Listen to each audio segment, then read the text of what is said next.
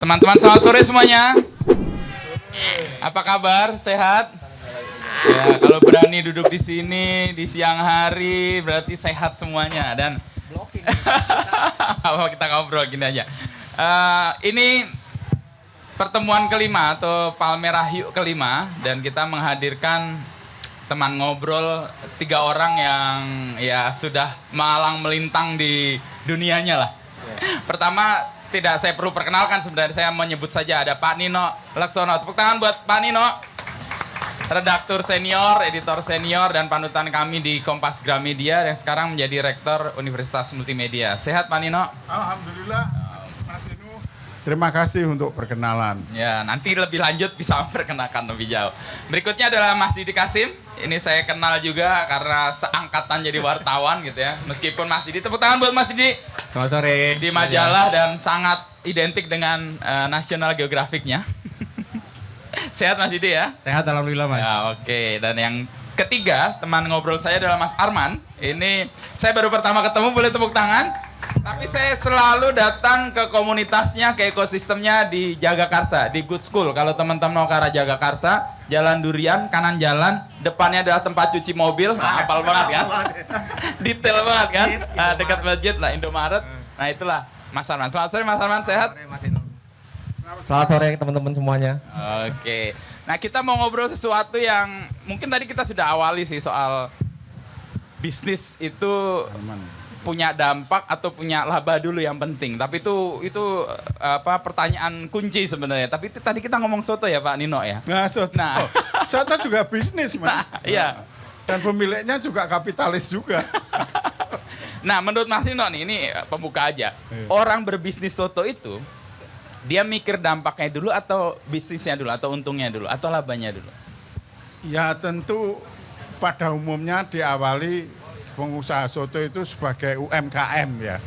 UMKM gitu, dia perlu infrastruktur bisnis yang inti yaitu pikulan itu.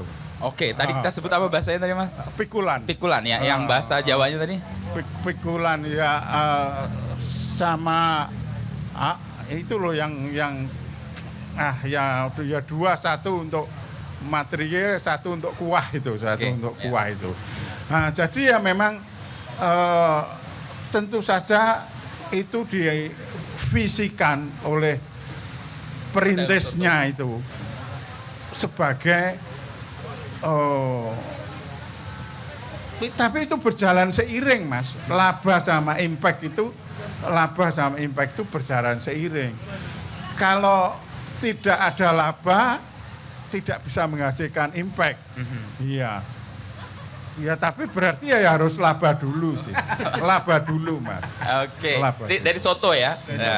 Nah, kalau dalam konteks yang lebih modern, kadang-kadang orang pakai term itu Pak Dino, mungkin Pak Dino juga Pak sering dengar soal social enterprise. Nah, social enterprise itu kan membangun sebuah unit bisnis. Ada 3 tuh pijakannya. Pertama, dia secara bisnis harus untung. Kedua, dari bisnis untung dia memberi dampak. Dan yang ketiga, sustainability-nya dijaga dengan menjaga lingkungan atau bumi. Ya, artinya emang pertama yang harus dicari untuk bisa berdampak emang harus untung dulu. Nah, itu akhirnya saya juga mengikuti ini sekedar kilas balik ya, sejarah Kompas sendiri gitu. Sejarah KG berarti. Sejarah KG juga. Karena ya perlu diketahui bahwa saya itu di Palmerah yang paling senior untuk yang tidak bisa disebut yang paling tua, Mas ya. Termasuk 3 generasi wartawan, 3 generasi. Jadi dulu itu koran itu adalah alat propaganda politik begitu. Awal-awalnya. Pokoknya begitu, ini ideologi saya begitu. Tapi lama-lama kalau partainya nggak laku, ya korannya tentu surut karena dia perlu kertas, perlu tinta, dan perlu percetakan.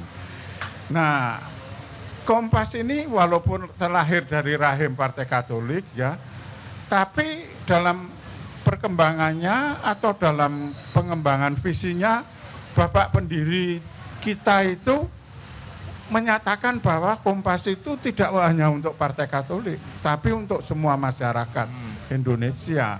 Artinya memosisikan diri sebagai koran independen begitu. Nah, koran independen itu berarti tidak ada suntian dana. Akibatnya apa? Harus untung. Ya harus bisa nyari uang sendiri begitu. Nah, dari situlah sebetulnya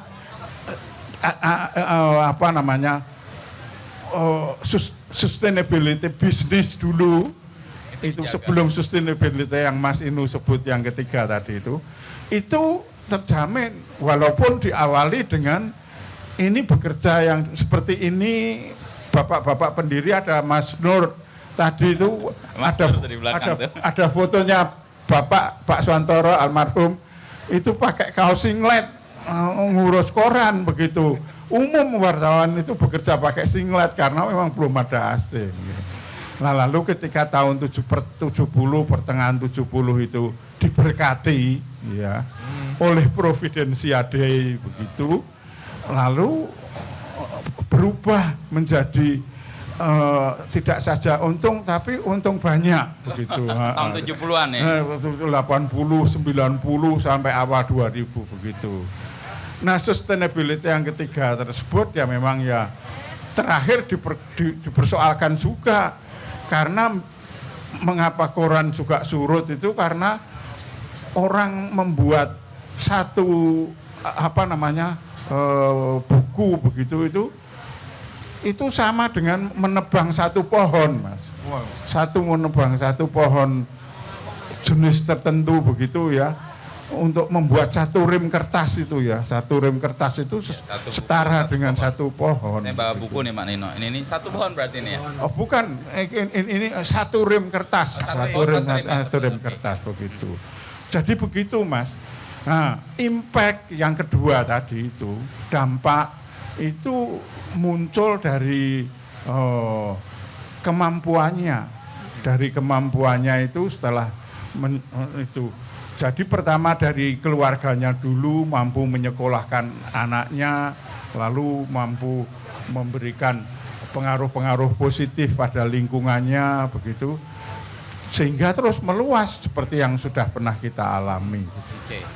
Kurang lebih begitu pengantar dari dulu saya. Pak Yakob kan sering menyebut bahwa kalau bisnisnya jalan maka bisa membiayai independensi dari jurnalismenya sendiri. Iya. Sebaliknya kalau bisnisnya kurang jalan yaitu jangankan untuk yang luar ya, untuk dampak yang lebih luas, bahkan untuk mensustain diri sendiri saja itu sanggup. Struggling. Oke, saya tanya ke Mas Arman nih, yang bidangnya sangat berbeda nih. Good School, boleh diperkenalkan Good School, lalu menjawab pertanyaan. Untuk meran sebuah usaha, dan Good School kan pasti juga ada inisiatif bisnisnya kan pasti. Mana yang mau didahulukan atau sudah dijawab antara laba dengan dampak tadi atau impact tadi? Ya. Dikenalin dulu kali ya. Selamat sore teman-teman. Gue dari Arman dari Good School. Good School Ekosistem yang ada di Jagakarsa. Ya. Good School ini sebuah ekosistem yang didirikan sama 3 komunitas, kolektif lah yang sekarang kita sebut. Ada Ruang Rupa, Serum, dan Grafis Huru-Hara. Mungkin Grafis Huru-Hara yang sedang yang cetak. Ya, cetak di sana ya. Nah, pada perjalanan dan prosesnya sebenarnya kalau saya dari Serum. Jadi ini feedback juga lagi nih dulu nih. Sebelum ada di sini terus ada di Good School terus ada di sini, sebenarnya saya dari kolektif namanya Serum. Serum ya. Dari tahun 2000-an saya bikin kolektif atau komunitas, ya muncul hilang gitu. Pas di tahun 2006 bikin komunitas dengan niatan gitu ya. Bisa nggak sih kita hidup dari komunitas yang kita buat gitu? Awalnya gitu sih sebenarnya. Makanya Serum itu awal-awalnya lebih mementingkan tentang divisi komersil. Kita sebutnya divisi komersil. Jadi antara terang-terangan program banget ya. Apa? Terang-terangan banget divisi terang-terangan langsung ya, karena kita berpikirnya begitu. Untuk menjaga bagaimana si komunitas yang sebelumnya gue jalankan dari tahun 2000 sekitar ada 4 lah gitu, tumbang, hilang gitu-gitu ya. Itu kan karena sebenarnya model proses kreatifnya itu diawali dari kesamaan ide, cuman gitu aja tuh, hobi karena kita suka gambar, suka ngomongin pendidikan, nyewa satu rumah jadi kolektif, berproses di sana. Tapi ketika mau meneruskan rumah itu, pertanyaan yang besar, siapa yang biayai, patungan lagi kah atau apa? Jadi makanya tahun 2006 kita bikin serum, terus dengan tekad gitu, dengan niat kita harus bisa hidup dari komunitas kita. Pertama itu. Nah, seiring perjalanannya komunitas bertumbuh, jaringan kita banyak. Yang disebut partner bisa lewat komunitas secara program ataupun bisa lewat komersil secara klien. Jadi gitu. Jadi ini lu jadi masuknya bisa dua tuh. Ini lu sebagai lu lagi sebagai apa nih? Gue keduanya. Tinggal lu lihat aja. Kalau emang ada kemungkinan yang bisa kita hasilkan bareng menjadi value. Tadi kalau ngomongin laba, ada keuntungan di sana, ya kita bisa diskusi untuk ke arah sana. Tapi kalau hanya program, ya udah kita diskusi dengan program ini gitu. Karena emang secara komunikasi dua arah gitu, nggak satu-satu. Terus panjangan nggak ya? Lanjut. Oke. Terus menyeimbangkannya gimana tuh? Oke, menyeimbangkannya yang program, sementara yang komersil tadi juga. Ya, akhirnya kan regulasinya dibikin. Regulasi anak-anak seni rupa yang coba-coba berpikir ekonomi dan akuntansi. Kurang lebih begitu. Agak nyebrang tuh. Agak nyebrang. Makanya terus kita harus ada pihak yang tengah nih, yang emang orang punya punya basic pendidikan tentang akuntansi dan ekonomi. Kita hire satu orang untuk, karena dia juga jadi netral kan. Lu ngomonginnya tentang ekonomi aja, lu ngomonginnya tentang hitung-hitungan, pencatatan. Jadi netral nih, di dalam komunitas ada satu orang bisa ngitung, kalkulasi sama awareness, ngejagain. Nggak bisa. Nah gitunya. Jadi cara menyeimbangkannya sebenarnya cara kita pajak. Jadi di komunitas kita itu berlangsunglah kurang lebih hampir 10 tahun. Ketika ada komersil yang dijalankan, pajak berlaku untuk kontribusi terhadap program yang mau kita jalanin gitu. Mulai dari 15 sampai 30%. Kurang lebih begitu. Jadi seimbang. Jadi apa yang mau kita jalankan, kita lihat kemampuan gitu. Pajaknya ada berapa tahun ini? Sekian. Kita bisa jalankan apa? Ini gitu. Kurang lebih simulasinya begitu selama 10 tahun. Jadi ada orang yang di tengah tadi juga membantu untuk keseimbangan itu terjaga. Karena kita kan anak seni rupa semua. Mikirnya bukan kreatifnya ya. Bukan angka.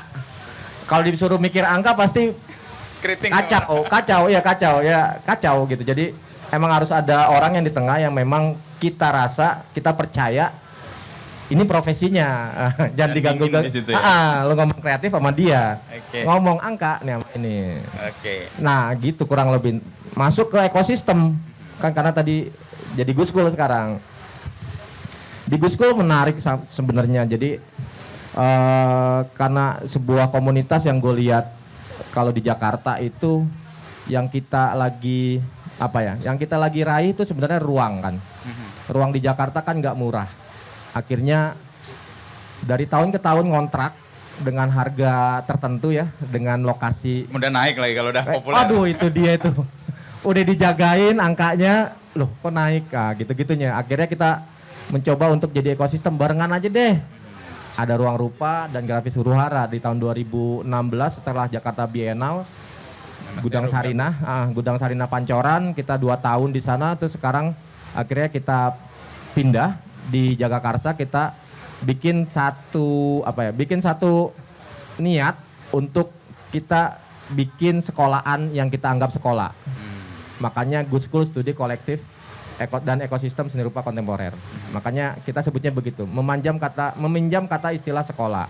Jadi dari situ kita coba belajar untuk banyak juga kali teman-teman yang punya kolektif tumbang.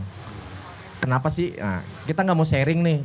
Nah, makanya sharing itu jadi kita bikin kekuatan untuk bisa bertahan. Kita bikin sekolah, kita keluarkan nilai-nilai yang kita pernah lakukan. Ada 11 nilai itulah.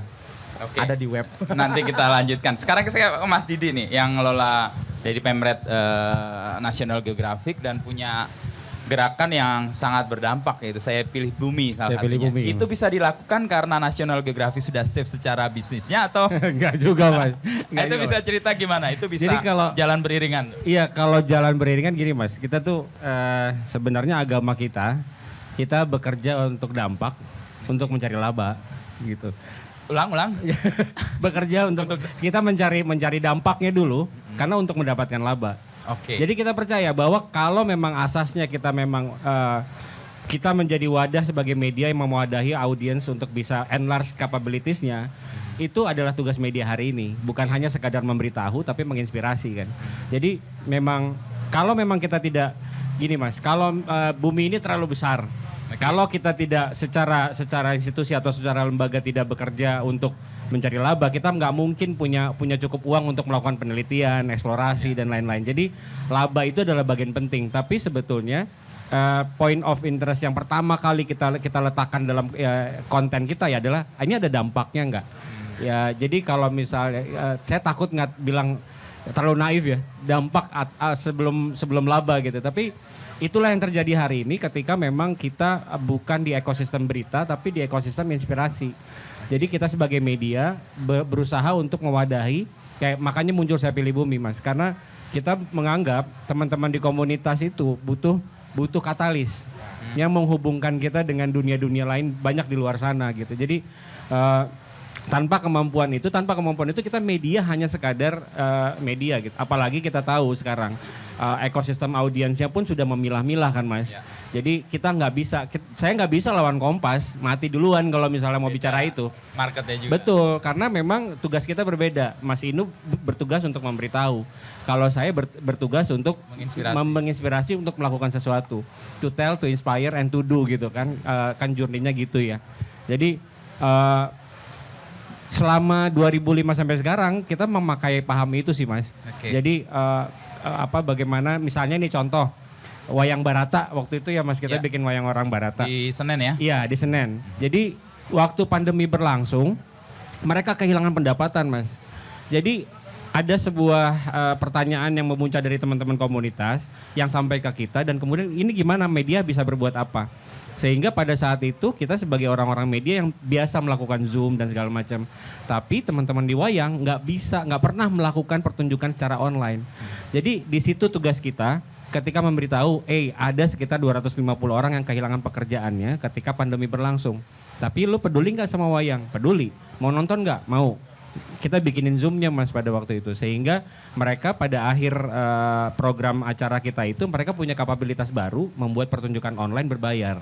Gitu. Jadi menurut saya bisnis model medianya juga udah bergeser sih Mas. Bukan hanya sekadar memberitahu lagi, tapi udah bekerja untuk mencari dampak. Labanya pasti datang sih Mas. Bisa kasih contoh nggak Mas di soal yang Saya Pilih Bumi? Itu kan dampaknya nyata tuh, clear ya? Iya. Orang jadi sadar bahwa bumi ini perlu diselamatkan dengan aksi-aksi nyata ya. Betul. Itu dilakukan secara intens terus menerus.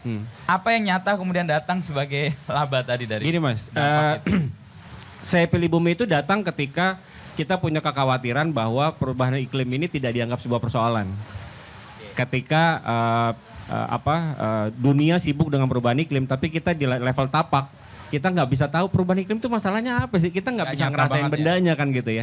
Jadi kita harus membumikannya dengan mengatakan oke, kita mulai dengan single use plastik sedotan atau ini gitu ya.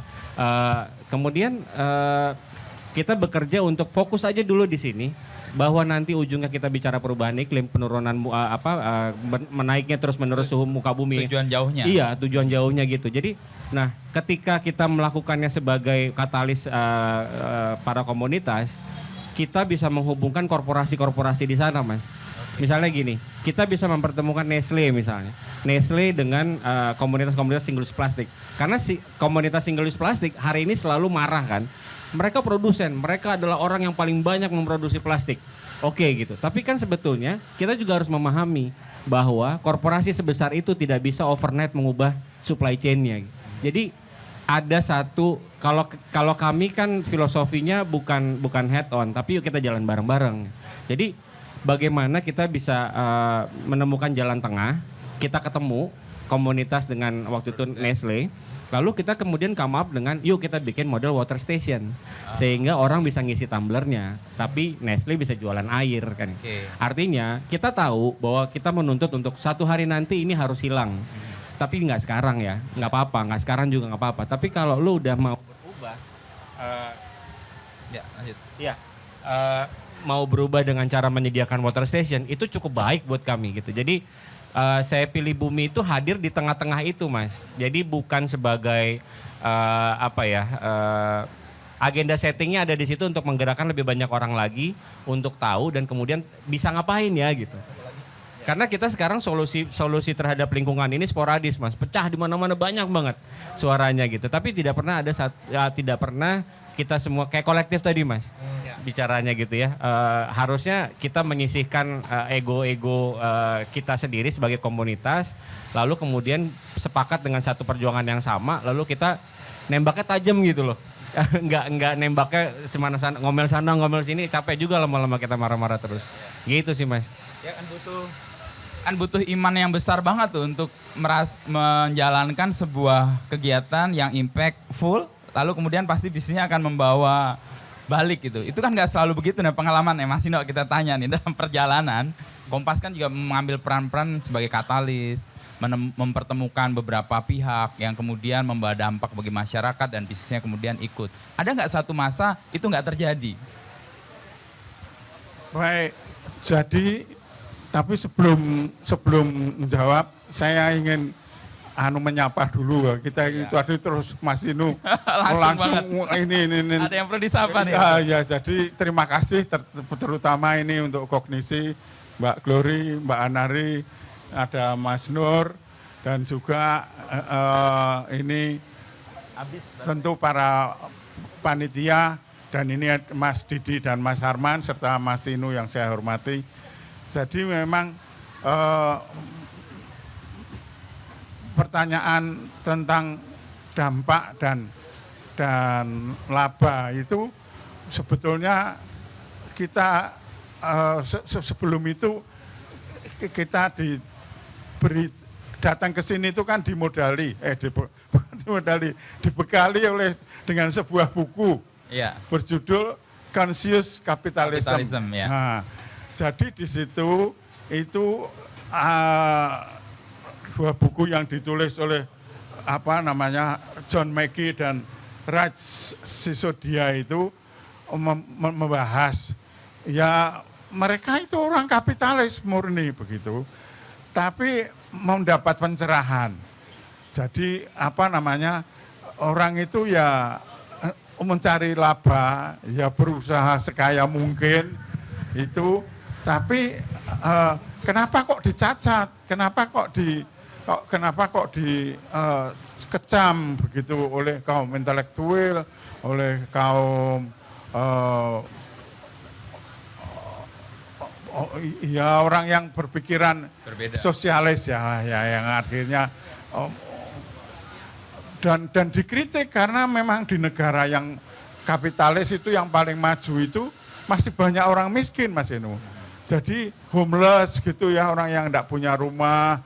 Yang contohnya yang mbah-mbahnya kapitalis kan Amerika begitu. Itu ya, di sana itu orang miskin itu ya banyak ini. Juga. Tapi dia bilang itu sistem yang paling baik itu. Dia membangun kelas menengah dalam jumlah yang sangat besar, kemakmuran begitu.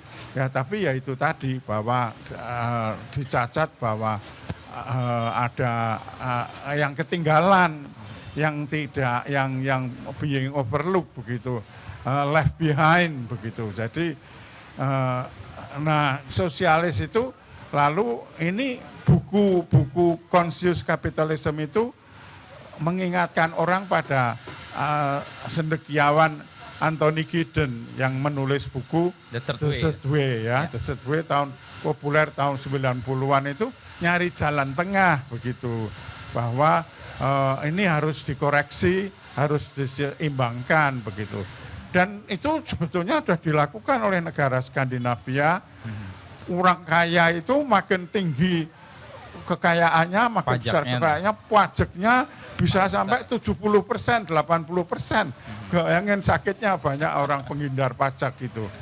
Tapi ya begitu caranya supaya tidak ada orang yang left behind begitu, yang ketinggalan begitu. Nah, jadi di sini itu ya memang saya sepengetahuan saya berada di Palmerah itu ya memang ada kebaikan-kebaikan yang terus coba disalurkan, bahwa misalnya mencari karyawan begitu. Itu tidak harus yang paling pinter Mas, yang direkrut gitu. Ya. Orang yang kalau impactful itu orang yang juga harus ikut merasakan dampak eksistensi KG di Palmerah ini adalah warga sekitar Palmerah. Jadi, loh Pak, tapi kan harus ada seleksinya begitu. Enggak usah seleksi. Kalau bukan kita yang ngurusi siapa begitu. Okay. Nah, jadi begitu itu paham yang pernah yang dianut begitu. Tetapi memang ya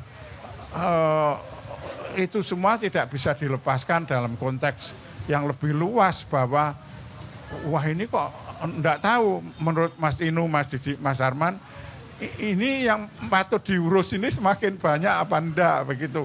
Nah kalau semakin banyak ya memang proses seleksi, proses selektif, proses kompetitif itu ya memang mau tidak mau terjadi. Apalagi kalau memang kondisi perusahaannya sendiri itu tidak semoncer dulu lagi.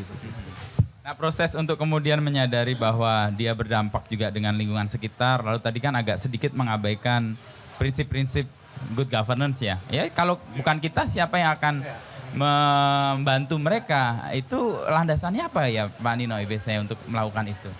Ya itu memang goodwill Mas. Goodwill. Ya? Bahwa memang pemihakan itu ya.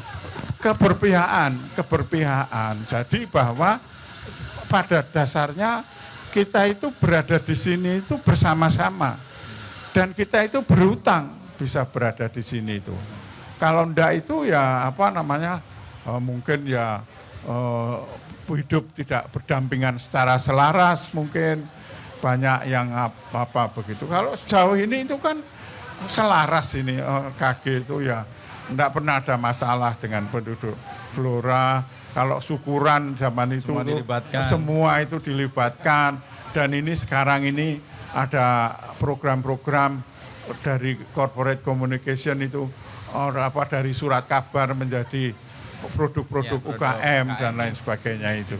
Jadi saya kira keberpihakan itulah yang keberpihakan yang dijaga, termasuk juga dengan area ini sebenarnya Pak. Area ini Bentara Budaya yang terbuka untuk masyarakat bisa mengakses dan bisa menikmati program-program yang ada di sini. Dulu itu di sini itu sering ada pertunjukan Mas, keroncong, ketoprak, wayang kulit, wayang orang begitu, itu yang menyaksikan itu tumpah ruah warga sekitar begitu. Jadi impact-nya langsung nyata ke orang-orang yang ada di sekitar. Selain yang formal dalam bentuk orang sekitar ikut bekerja di dalam perusahaan ini. Oke, saya tanya ke Mas Arman nih soal seni dan kesenian nih. Kalau seni dan kesenian ukuran dampaknya itu apa sih kadang-kadang? Apakah sebuah acara sukses dilakukan, apakah penjualan dari pamerannya itu bagus, atau ada ukuran-ukuran lain yang dikatakan itu sebagai keberhasilan dalam sebuah karya? Untuk melihat dampak sebenarnya memang kalau kami kan emang modusnya sebenarnya tadi ya komunitas ya, kolektif ya, bukan. Makanya terus kita mencoba berbisnis kan dari kolektif itu untuk bagaimana akhirnya kita ngomongin tentang kebertahanan tadi itu. Nah, gue mau lihat dulu sebenarnya kenapa kita harus berbisnis sih kan gitu ya. Sebenarnya makna bisnis di kami gitu ya. Yang tadi tuh ketika sudah menjalankan beberapa tahun tumbang, bisnis tuh kan kalau laba dan dampak itu ngacunya ke sesuatu yang tadi akhirnya divisi komersialisasi gitu. Nah kita ngelihat bisnis itu sebenarnya lebih kepada apa ya, kayak ujian ya. Gak enak banget ya. Bayangkan kalau karena di kolektif itu ngomongin kata bisnis itu agak-agak gimana ya, agak-agak alergi ya kadang-kadang gitu. Padahal ya tadi kalau kita juga nggak naif gitu untuk bagaimana ini bertahan ya kita harus berbisnis gitu. Makanya ngelihat potensi bisnis tuh sebenarnya kayak ngelihat ujian. Gimana kita mau nge-challenge atau kita mau melihat kembali gitu program, terus proses, modul, strategi yang kita jalankan itu berhasil atau enggak. Nah makanya kan pola bisnis gitu ya, kalau ketika berbisnis antara berhasil atau tidak berhasil kan itu ya. Kalau di tadi pertanyaan Mas Nino tentang gimana caranya karya seni melihat dampak ya. Nah selanjutnya dari situ modal kita sebenarnya adalah memang kalau tadi ya setuju dengan Mas Didi karena di kami juga ngelihat kreativitas itu ngawalinya dengan proses dampak gitu. Dampak memang menjadi niat pertama kita untuk untuk menjalankan sebuah aktivitas gitu. Jadi kayak walaupun tadi kita bilang kan kalau jadi labanya itu sudah diambil sama ujiannya. Kita mau ujian apa enggak? Kalau kita mau ujian, kita ngomongin bisnis nih. Jadi di situ kita akan ketahuan sebenarnya apa yang kita lagi jalankan ini teruji nggak sih gitu. Malahan ujian-ujian sekarang banyak platform-platform yang maksudnya yang menawarkan untuk jadi kalau ujian kan ada ini ya Mas. Joki. Atau ada joki. Betul. Sekarang kan juga banyak joki. Franchise itu kan bagian dari joki sebenarnya. Dia memudahkan kita untuk meraih KSO itu kan, sistem-sistem itu kan jadi joki. Nah itu kan sebenarnya memudahkan kita juga untuk lulus ujian. Lu mau ujian nggak? Mau ujiannya ini. Kan kita tinggal milih bisnisnya apa gitu. Nah akhirnya kan juga ngelihat potensi ujian itu jadi penting buat komunitas. Kalau lu nggak pernah ujian, kapan lu bisa tahu untuk lu berhasil di sesuatu yang lu perjuangkan gitu. Makanya akhirnya kalau dampaknya yang tadi disebutkan untuk ditanyakan ke Good School misalkan, ya pastinya kita akan memberi dampak itu dulu. Laba itu jadi kayak efek aja, bukan intensi. Mungkin ini kali, kalau tadi ada kata dampak, mungkin lebih ke dampak yang berpengalaman. Bisa nggak ya? Dampak yang berpengalaman. Iya, jadi laba itu adalah dampak yang berpengalaman. Artinya dampak yang sering diulang-ulang itu akan membawa laba. Dan kan akhirnya belajar, diuji, naik kelas. Okay. Mungkin gitu. Istilahnya cuma dampak-dampak aja, cuma emang berpengalaman akhirnya menghasilkan sebuah laba. Kurang lebih. Kalau dalam perjalanan Good School ada contoh event atau kegiatan yang tadi ujian-ujian yang kemudian membawa laba gitu. Iya, kemarin-kemarin tuh kita di ekosistem ini kan lagi coba sebenarnya secara konseptual lah ya. Secara konseptual kita ngomongin tentang lumbung. Tentang itu. Tapi emang mungkin bukan gue yang akan ngomong. Ada teman-teman ruang rupa yang lebih tahu tentang lumbung itu. Tapi secara definisinya itu kita bisa bilang kita dalam satu ekosistem ini ada 3 entitas tadi, 3 kolektif tadi sedang barengan. Mereka kayak kawin lah ya, barengan ini untuk membuat satu Good School ini. Jadi uang yang kita atau sumber daya yang kita punya kita taruh tengah, lalu kita spread lagi untuk ke kolektif. Kayak misalkan ruang, kita akhirnya beli ruang satu dan digunakan sama bareng-bareng. Itu kan kayak di spread lagi tuh. Terus alat, kita punya proyektor, punya AC, punya ini, lalu digunakan lagi kembali ke teman-teman gitu. Nah, sebenarnya selain itu pun ketika ada bisnis komersil yang kita hasilkan itu dibagi lagi ke situ gitu. Jadi kembali lagi untuk meminimalkan resiko, yang kedua juga kalau ada dapat bersama bisa dibagi bersama. Iya begitu sih. Dengan regulasi yang kita buat ya pastinya. Ya, saya ke Mas Didi nih. Soal bagaimana? Saya masih mau menggali soal saya pilih bumi itu. Itu kan dulu kita awali bersama-sama dan kita agak nggak yakin ini apakah jadi movement gitu ya. Tapi ternyata itu kemudian jadi movement dan kemudian membawa dampak. Itu titiknya di mana, Mas? Waktu awal sekali Mas ya, kita membuat sebuah aktivitas ngangkat sampah di Sudirman Tamrin. Ngangkat sampah di jalan? Di jalan, di Car Free Day. Itu Mas saya ingat banget, sekitar tahun berapa ya, 2015 atau 16? Sebelumnya Mas, 2014-an akhir lah ya. Itu inget banget kita dicerca Mas di Instagram. Waktu kita mau bikin itu. Retorik aja ini. Di challenge saya bilang. Kan udah ada petugas kebersihan.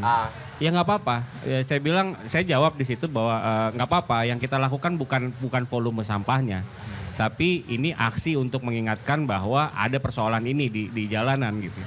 Dan ketika kami membuktikannya, ketika satu hari berakhir, cuma 5 kilometer, kita berhasil mengumpulkan sampah itu sekitar hampir 200 kilogram, Mas. Wow, 200 kilogram. Yang katanya ada petugas kebersihan, yang dibilang bahwa ini aksi retorik. Jadi secara terang-terangan kita itu membiarkan persoalan ini seakan-akan itu hanya di level top level gitu. Yeah. Tapi kita lupa di level tapaknya itu kita loh yang consumerism itu dimulai dari kita kan gitu. Conscious consumerism itu sebenarnya adalah di situ letaknya, sehingga di situ kami sadar betul bahwa persoalan di level tapak ini yang nggak disentuh. Bahwa kita ngomongin soal Bantar Gebang, kita ngomongin soal suhu tapi kita nggak, ibu-ibu yang ada di pinggir Ciliwung itu, bagaimana mereka dapat insentif untuk mereka mau melakukan itu sendiri. Karena mereka sudah lelah didatangi oleh banyak pihak mengatakan jangan buang sampah sembarangan, itu udah capek gitu. Kita udah tahu juga. Narasi itu udah didengar zaman kolonialisme juga, zaman kolonial juga kita udah mendengar narasi itu gitu. Jadi disitulah kami sadar Mas bahwa ini harus jadi collective movement, sama Mas, isinya kolaborasi kan.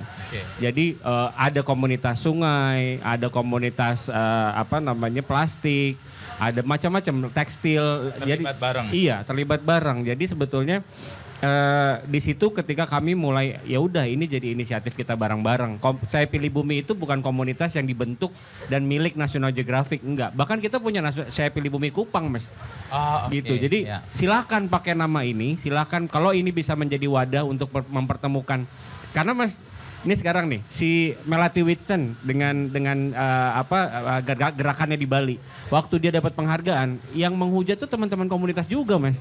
Karena di level tapaknya itu sering kali tidak bertemu gitu. Jadi memang anak baru kemarin, saya udah dari tahun 80-an dong ngangkat sampah gitu. Nah, itulah mental block itu yang sebetulnya dihadirkan oleh kita sebagai media. Kita dilihat sebagai pihak otoritatif yang tidak berpihak.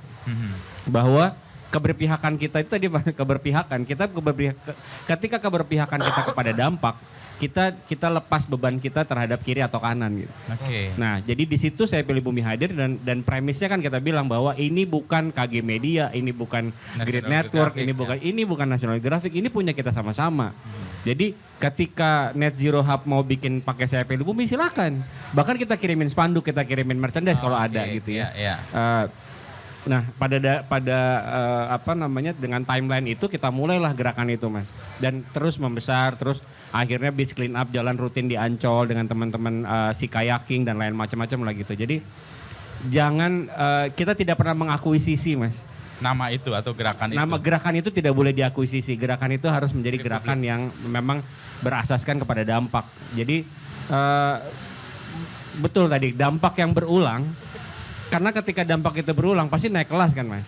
Ketika dia naik kelas pasti ada pihak yang melihat dan harus punya irisan. Dan dia nggak mungkin, misalnya korporasi-korporasi besar nggak mungkin akan memulainya dari nol dengan sendiri. Kan sekarang kita bilang ya, mereka bisa sendiri kok, nggak bisa. Itu tetap harus ada kolaboratornya gitu. Jadi yang memang menghitung karbonnya siapa? Lu nggak bisa sendiri gitu. Harus pihak lain yang harus pihak lain. Jadi memang disitulah Saya Pilih Bumi hadir sebagai sifatnya itu sebagai katalis, karena buat saya media itu pasti kan adalah kontrol sosial yang mendampingi. Kalau memang kita mau perubahan membawa dampak besar yang harus diubah, pembuat kebijakan punya tugasnya. Udahlah, saya selalu bilang sama audiens kita, stop ngomel-ngomel minta kebijakan gitu. Itu tugasnya Mas Inu di Kompascom untuk mendorong terjadinya kebijakan. Tapi kita bisa mengubah permintaannya kan, Mas. Artinya ketika ini masih diminta, ini akan terus diproduksi. Tapi ketika kita bisa mengubah perilaku kita, orang nggak bawa. Iya, orang mulai start dengan tumbler. Tapi persoalannya sekarang orang koleksi tumbler. Persoalan baru lagi muncul gitu. Ada nikel di sana gitu kan. Jadi ini gimana ya? Ini hebatnya kapitalisme. Nanti kita tanya Pak Nino. Iya, balik lagi ke sana. Yang intensinya sosial itu bisa dibajak untuk sesuatu yang conscious conscious consumerism, baliknya lagi ke conscious capitalism gitu. Jadi emang mutarnya kadang emang begitu. Tapi kalau ngomong tadi mengukur dampak Mas, kalau kita di media paling gampang Mas. Selama page view-nya naik, pasti kita dampaknya masih ada di situ Mas. Itu real banget. Saya mau tanya ke Pak Nino nih, tadi satu atau dua hal yang menarik soal naik kelas. Kompas kan juga mengalami itu ya Pak Nino. Pertama didirikan oleh Partai Katolik, lalu kemudian meluas dan menjadi independen dan publiknya lebih besar dan dampaknya makin besar. Makin dia naik kelas, dia makin dilihat dan makin punya pengaruh yang besar. Iya. Nah, Pak Nino bisa cerita tuh apa yang kemudian bisa dikontribusikan Kompas yang memiliki dampak yang besar itu dalam perjalanannya. Lalu yang kedua tadi sih soal bagaimana sebuah movement, sebuah gerakan yang naturally jalan baik tapi tiba-tiba habis karena dibajak oleh kapitalis yang baru itu. Misalnya dulu yang sangat populer tuh celana robek-robek tuh, jeans. Diproduksi ya. Akhirnya diproduksi oleh produsen jeans itu untuk bikin celana itu dan dijual dan itu harganya mahal. Kayak sekarang tumbler kan, dulu orang tumbler karena butuh menunjukkan bahwa dia peduli pada bumi ya. Tapi sekarang gerai-gerai itu kalau mau kemana ambil itu beli itu. Itu dua itu Pak Nino. Yang satu Kompas, yang kedua soal kapitalisme yang kayaknya kok maruk banget sih. Jadi yang pertama tadi dari naik kelasnya Kompas itu dan seberapa pengaruh yang dimanfaatkan ya. Ya memang satu hal yang bisa kita simak itu adalah bahwa pada waktu itu pembentukan opini itu begitu penting bagi partai politik dan Kompas itu jangan dilupakan memang sebagian besar waktunya hidup di era Orde Baru. Iya betul. Nah, jadi dominasi opini publik itu betul-betul harus dominasi opini publik itu benar-benar harus dikuasai begitu. Dan memang ya makanya lalu muncul istilah jurnalisme kepiting ya. Dan lain sebagainya itu. Mungkin banyak yang nggak tahu Pak Nino, mungkin dijelaskan jurnalisme kepiting itu apa? Jurnalisme kepiting itu ya jurnalisme yang jalannya seperti kepiting Mas. Kalau di depannya ada batu besar gitu dia melipir, dia jalan lewat sampingnya begitu. Nah, jadi ya titian serambut di belah 7 itu ya. Jadi bersiasat itu ya. Tapi bukan hanya Kompas kalau hanya itu semua pers yang di era itu sebetulnya menerapkan sehingga bisa dikatakan pers Indonesia itu selamat begitu ya. Nah, dengan selamat itu kan muncul di dalam buku Syukur Tiada Akhir atau Kompas W itu bahwa ketika Kompas ditutup pada bulan Januari 1978 ya. Dan untuk syarat pembukaan kembali di awal Februari itu kan harus menandatangani sejumlah pernyataan antara lain tidak mengulangi lagi, tidak mengkritik keluarga family, mengkritik dui fungsi dan lain sebagainya itu. Dan ya ojo meneh-meneh. Ojo meneh-meneh. Itu kayak ancaman tapi sekaligus halus dimintanya ya. Ya ojo meneh-meneh itu. Nah, Pak Yaakob sendiri ketika mau memutuskan menandatangani itu kan ini dengan Pak Oyong. Oh, Pak Oyong udah sekali berjuang ya sekali mati ya ditutup sekarang ya enggak apa-apa nanti besok ditutup gitu Pak. Tapi Pak Yaakob berargumen mayat tidak bisa diajak berjuang begitu ya. Mayat tidak bisa diajak berjuang. Itu gimana maksudnya Pak Nino? Ya artinya kalau sudah sampai kalau Kompas ditutup mati sudah tidak punya alat perjuangan. Dampak begitu. Sudah nggak ada lagi. Dampak sudah tidak mungkin tercipta kalau sampai terjadi. Nah sekarang dengan itu ya dengan dikritik menerapkan jurnalisme kepiting, tapi perjuangan itu masih bisa dilanjutkan sampai termasuk sekarang. Memberi dampak. Dampak itu luas mulai dampak politik di mana politik itu sampai ke titik-titik kritis menjelang berakhirnya Orde Baru begitu sampai wartawan Kompas melaporkan dari Mesir, dari Kairo. Sampai mau didorong dari pesawat. Oh iya, bahwa itu Pak Oster kalau iya, tahu. itu bahwa Pak Harto bersedia untuk mundur dan lain sebagainya itu satu pengaruh yang besar yang itu sehingga tapi dampak ke bawahnya itu yang tidak kalah besar. Dampak ke bawahnya itu bahwa karyawan 22 ribu karyawan itu masih bisa terus bekerja dan itu dengan keluarganya kali 4 ya itu dan sampai sekarang ya walaupun zaman sudah berubah ya Mas Inu ya. Ya jadi tapi kalau dari sisi sejarah itu Mas Inu lebih banyak tanya Kompas, mestinya yang diundang ke sini pemerhati Kompas. Kalau tanya saya tanya UMN aja. Ya. Nanti kalau UMN, saya soal dampak. Salah satu entitas baru di Kompas Gramedia yang sedang bertumbuh kan juga UMN ya, Pak Nino. Nah, ini sekarang kesempatan saya nanya UMN. Apa kira-kira ukuran dampak yang bisa diklaim atau yang bisa dinyatakan dari hadirnya UMN itu? Nah, UMN itu sebagai adik atau anak kandung paling muda di Kompas Gramedia. Oh iya, dari grup DKG itu memang lahir juga dari visi yang sama. Satu, bahwa Pak Yaakob itu dari dulu memang jiwanya pendidik ya. Bapak-bapak pendiri Kompas itu jiwanya itu memang guru ya, termasuk ayahnya Mas Nur, Pak Swantoro, Pak Oyong begitu itu. Jiwanya itu ngajari begitu, jadi guru. Nah itu akhirnya mewujud. Nah yang membuat surprise itu adalah bahwa wujudnya itu visioner Mas.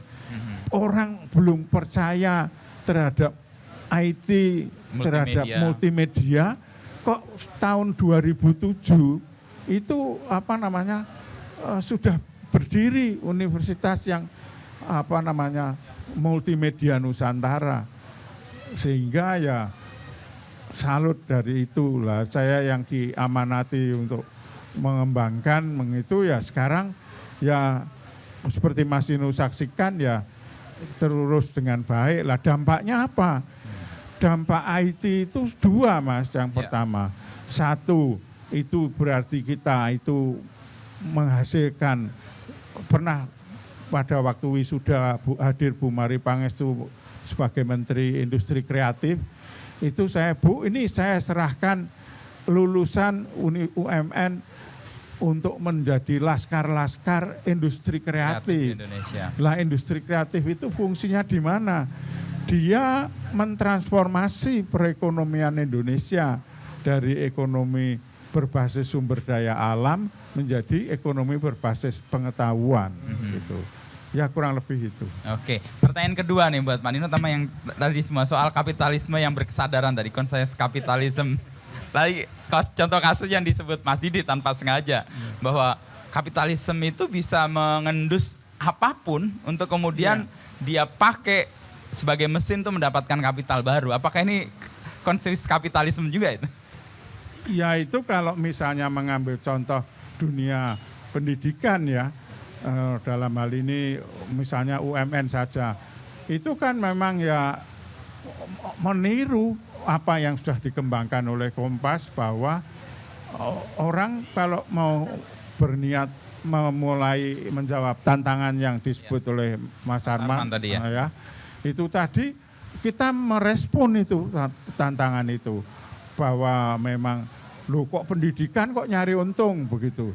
Ya memang harus mencari untung supaya bisa menyediakan laboratorium yang lebih baik, supaya bisa memberi dampak yang lebih besar, gaji kepada dosen secara lebih baik, peningkatan karyawan umum secara lebih baik gitu. Jadi pengumpulan kapitalnya bukan untuk dikumpulkan saja, tapi untuk diluaskan ke fungsi-fungsi yang lebih. Kembali kepada nasihat almarhum Pak Yaakob, bahwa kalau mendapat rezeki itu dibagi 3 Mas. Dapat rezeki dibagi 3. Satu dikembalikan pada karyawan, ya. 2 untuk pengembangan usaha. Oke. Yang ketiga ditabung kalau menghadapi keadaan darurat. Oke. 3 ini nih mulia nih ya. 1 Satu tadi untuk dikembalikan ke karyawan. Gajinya harus naik. Iya, jadi kalau ada keuntungan di perusahaan kita harus tanya tuh 3 itu dilakukan atau tidak. Kemana nih?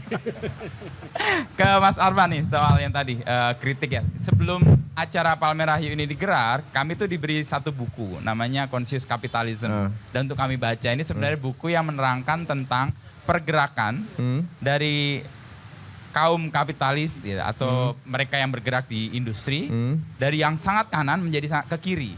Kiri itu ya sosialis pasti. Ya. Nah, ada pergerakan yang mau menuju ke tengah sih. Tapi kan dalam perjalanan seringkali muncul kedoknya adalah mau menjadi sosialis, tapi sebenarnya dia membajak itu. Tadi contoh yang konkret sih tadi itu. Ada komentar nggak? Dan apa pernah mengalami juga hal-hal kayak gitu? Kalau untuk ke situ kayaknya kita nggak ngalamin sih kayaknya sih. Karena kan gini, kalau di kami kan proses kreatifnya sebenarnya memang tadi tuh ya, modusnya sebenarnya emang ngomongin bisnis kapitalis itu jadinya bukan sesuatu yang emang di kami, bukan sesuatu yang harus kita perangi gitu. Oke, tapi dirangkul. Bukan, jadi bagaimana kita menciptakan menciptakan model sendiri gitu di kalangan kami gitu. Untuk itu akhirnya yaitu kita tes kembali gitu si model-model ini bisa nggak ditawarkan ke orang yang lain gitu.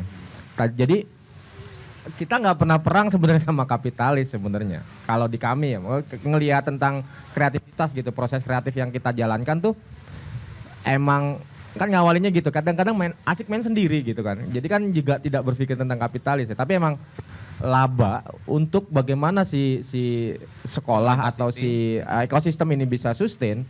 Ya kita mungkin itu perspektif saya ya ngelihat.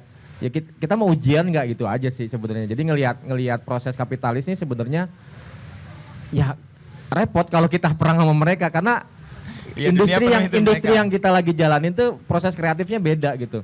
Tidak untuk melawan ini, tapi emang bagaimana kita bisa menciptakan sendiri gitu. Secara makanya disebutnya ekosistem ini kan. Gimana sih kita berdaya dengan ekosistem kita gitu.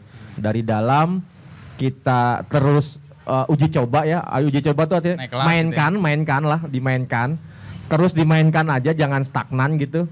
Ketika udah dimainkan, pasti kan kita ada punya evaluasi ya tentang mainan ini kayaknya udah nggak berguna deh nih kan. Mainan ini rusak nih, mainan ini kayaknya bisa dilanjutkan nih, bisa di embed, bisa di scale up gitu-gitunya. Jadi kalau pendapat saya mungkin tentang kapitalis tadi ya, itu ngelihatnya sebenarnya kalau di proses kreatif kami ya kreativitas plus penemuan sama si akhirnya penemuan itu kita bisa terus uji coba kreativitas kami gitu terus diuji coba. Nah antara mau jadi ke kiri atau ke kanan sebenarnya itu jadi pilihan sih. Kita nggak terlalu kenceng tentang itu. Artinya balik lagi ke lu bisa ngasih dampak apa ke ekosistem di dalam tanpa perlu label-label kayak tadi itu Itu perspektif saya sih. Saya nggak tahu mewakili Gus Klo atau enggak, tapi paling nggak pengalaman saya melihatnya begitu. Against itu tapi berjalan bersama dengan maksud untuk mendapatkan dampak tadi ya. Iya betul. Ya. Ke Mas Didi nih. Tadi Mas Nino kan nyebut 3 kalau dapat keuntungan tuh 1 dibagi ke karyawan, 2 ke sumber daya pengembangan usaha, lalu yang ketiga ditabung. Nah ini masih terjadi nggak di? Ya masih mas. Masih ya. Alhamdulillah masih mas. Berarti ada untungnya berarti kan? Tapi mas dengan narasi yang tadi senengnya adalah gini sih mas. Narasi soal pertempuran kapitalisme, conscious kapitalisme ini kan udah berkembang lama banget mas. Artinya ketika itu berkembang di generasi saya, kita melewatinya dengan gagal. Dengan gagal? Kita gagal. Ya, udahlah. Kita berlarut-larut ya lama. Sampai hari ini kita masih ngomongin hal yang sama gitu. Ya. Jadi disitulah peran kita hadir mas sebetulnya kalau misalnya kita sebagai media bahwa sampai kapanpun kapitalisme itu nggak akan pernah hilang. Gitu. Yang akan hilang itu adalah konsumerismenya gitu. Jadi bagaimana behavior consumerism, culture consumerism itu bisa berubah sehingga kita bisa berada sedikit lebih maju daripada yang di era kita sebelumnya. Gitu. Kita punya bargaining position lebih tinggi sedikit itu udah lebih baik mas. Ketimbang kita masih ada di level yang kita berkoar-koar soal ini udah udahlah lu nggak usah ngomong lagi deh. Puluhan tahun lu udah coba gagal kan. Ini senang ketika narasi ini ada di gerai-gerai kopi yang happening. Ya. Udah ada di Netflix. Ya. Artinya kan itu menjadi indikator bahwa perbincangan ini udah ada di tatanan level orang manusianya, Mas. Nah, media hari inilah sebetulnya saya pikir yang jangan sampai api ini padam, jangan sampai ini tidak didampingi. Ada sebuah misi besar yang memang harus kita nggak minta muluk-muluk menghilangkan menelan kapitalisme, nggak seperti Sapien menghilang dari muka bumi ini kan bagaimana Sapien membinasakan generasi manusia sebelumnya gitu. Jadi saya pikir di situ kita bekerja. Di situ model bisnisnya media hari ini ketika menjadi kontrol sosial, kita bisa memberi orang ngerasa kok ketika mereka diberikan platform, diberikan wadah, di situ kita bisa berorientasikan kepada dampak. Kok ya selama ini labanya ada aja sih Mas gitu. Jadi dampak adalah intensinya, iya. Laba adalah efeknya ya. Efeknya, dan dampak, itu biasanya iya. mengikuti. Dampak terhadap dampak. Itu selalu atau Iya. kadang-kadang enggak juga? Jadi memang gini Mas, jadi kayak kita tuh tetap harus ada yang bayar listrik kan Mas.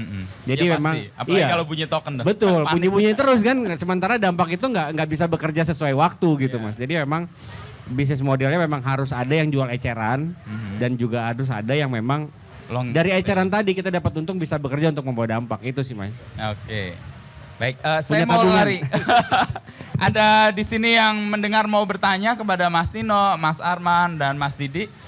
Sebelum saya minta untuk masing-masing closing statement ini. Soal apa yang kita percakapkan, soal bisnis, usaha, atau komunitas yang mengedepankan dampak, tapi kemudian labanya mengikuti. Dan itu di Kompas Gramedia terjadi, di Good School terjadi, di National Geographic terjadi.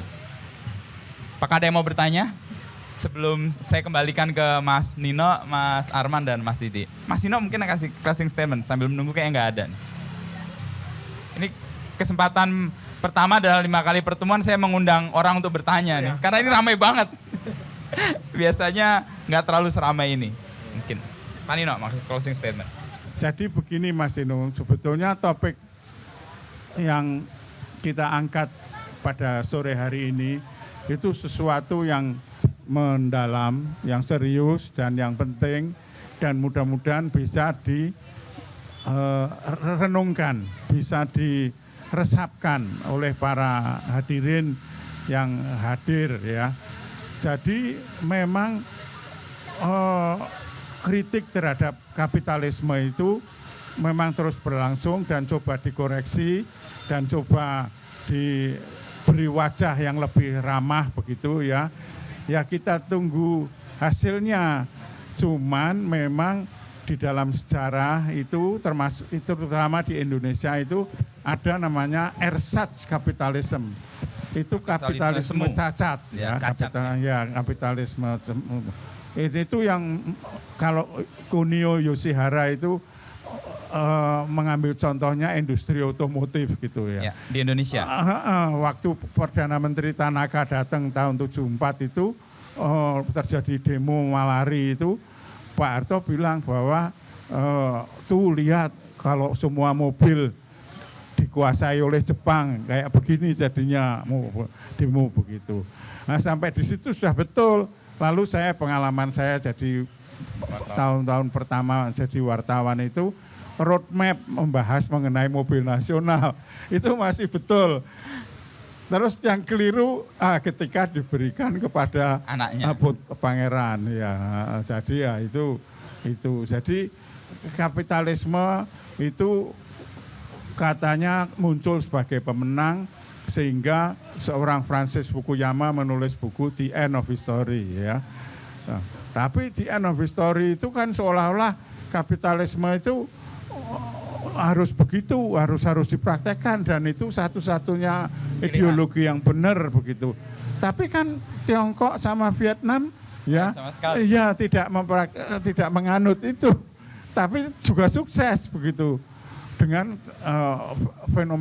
tingkat fenomenal yang tidak kalah mengesankan pada itu. Jadi sebetulnya disinilah sebetulnya pembicaraan kita sore ini itu berada sampai di jantungnya bahwa kita itu boleh memilih sebetulnya apa mau memilih negara Skandinavia dengan memilih kapitalisme Amerika. Tapi yang penting jangan ersatz begitu. Jangan Jangan semu, jangan cacat begitu.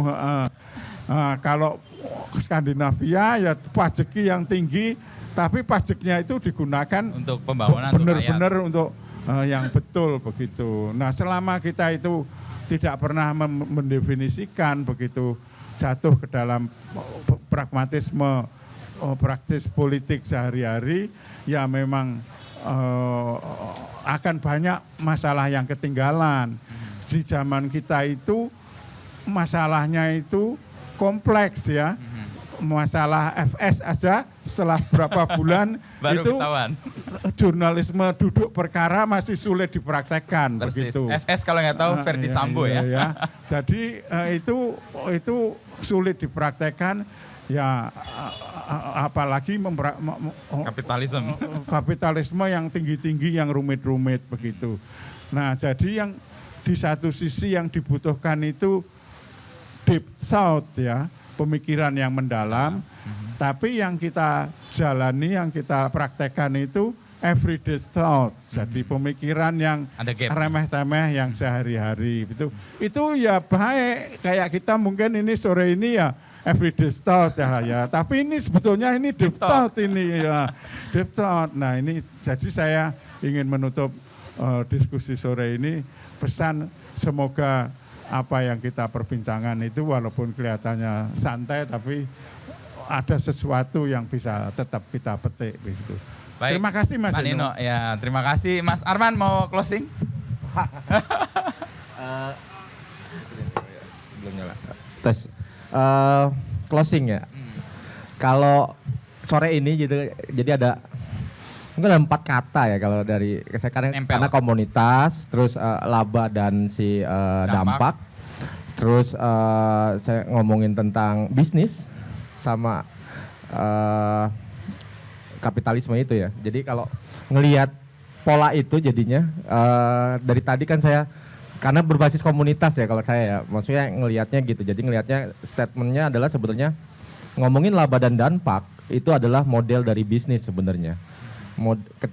Bisnis itu yang tadi gue jelaskan di awal adalah seperti kayak ikut ujian. Ya. Jadi kalau berkomunitas jangan lupa ujian. Maksudnya diuji coba aja nih si komunitas lo untuk sebenarnya lu bisa berdampak dan dapat laba nggak sih sebenarnya gitu. Kalau enggak ya akan selesai. Akan coba dilihat ulang gitu si komunitasnya. Jangan lupa ikut ujian lah. Ujian banyak lah soal-soal ujian yang ada pilihan ganda, esai, ada isian singkat. Nah itu kan juga kisi-kisinya banyak juga tuh. Nah makanya jadi kalau closing statementnya adalah ketika bikin komunitas jangan lupa ikut ujian. Jangan lupa bikin bisnis lah maksudnya. Supaya naik kelas ya. Ya gitu, terima kasih. Ubiang-ubiung aja, Mas. Didi terakhir. Iya, kalau saya sih Mas gini, kalau misalnya kita tidak mengubah sudut pandang kita, kalau misalnya kita hari ini masih memakai sudut pandang yang kita tidak sadari itu adalah bagian dari kapitalisme. Bagaimana kita nyari kerja, bagaimana kita segala macam. Artinya ubah sedikit sudut pandangnya ketika kita memakai sudut pandang dampak. Jadi dampak itu kan artinya bagaimana kita bisa hidup untuk memberikan makna. Jadi kalau misalnya kita memberikan satu lagi sudut pandang bahwa semua yang kita lakukan harus membawa dampak, percayalah kita hidup ini kan baik-baik aja gitu. Jadi tadi orientasikan, tanamkan satu kata dampak kepada setiap apapun yang kita lakukan, baik bekerja, baik berteman, harusnya semua baik-baik aja sih. Termasuk dalam bisnis ya. Misalnya begitu Mas. Meskipun agak susah sebenarnya ngukur dampak gitu ya. Nanti kalau orang finance ngomongnya beda lagi Mas. Hitungan dampaknya di mana kalkulasinya? KPI-nya nanti KPI-nya lain. Kalau dampak itu ngelihatnya gimana di angka itu? 7, 8 atau 9, tapi imannya nih kuat semua. Akhirnya kita mencoba menarasikan kuantifikasi tadi kan Mas. Ya. Itu dengan pikiran PSU, kapitalisme sebenarnya. Iya makanya. Orang finance yang diundang beda kali. Besok atau Jumat depan kita undang orang-orang finance. Tapi saya mau menutup sekaligus mengakhiri pertemuan ini. Tadi saya ingat Pak Nino sebut Ersatz Kapitalisme, itu buku yang generasi saya waktu demo sering dibaca tuh. Jadi isian buat kita kalau ngamuk di jalan tuh waktu itu ersat kapitalisme. Jadi kapitalisme yang semu atau palsu gitu ya Pak. Dan mungkin kesemuan itu hadir di banyak usaha gitu ya. Karena dia seolah-olah kapitalis ternyata enggak, atau sebaliknya berperilaku seperti tidak kapitalis sebenarnya kapitalis. Atau tapi di luar itu semua apa yang kita mau bicarakan sebenarnya dampak kalau kita beriman dengan sangat kuat atas apa yang kita lakukan, maka laba itu akan mengikuti. Dan labanya mengikuti untuk memberi dampak yang baru. Gimana Pak Nino? Itu sedikit lagi tambahan Mas. Itu kalau pagi itu kan kita suka mendapat tausiah itu katanya. Apa namanya? Bersyukur dulu baru beramal, atau beramal baru atau dapat laba dulu baru bersyukur, atau bersyukur dulu baru dapat laba. Oke, dengan kata penutup yang didouble sama Pak Nino, percakapan kita, obrolan kita yang harapannya tadi deep thoughts, meskipun disampaikan dengan ya mungkin di permukaan-permukaan everyday thoughts, itu mudah-mudahan bisa memberi manfaat buat kita semua. Selamat sore, terima kasih untuk semua yang hadir di sini.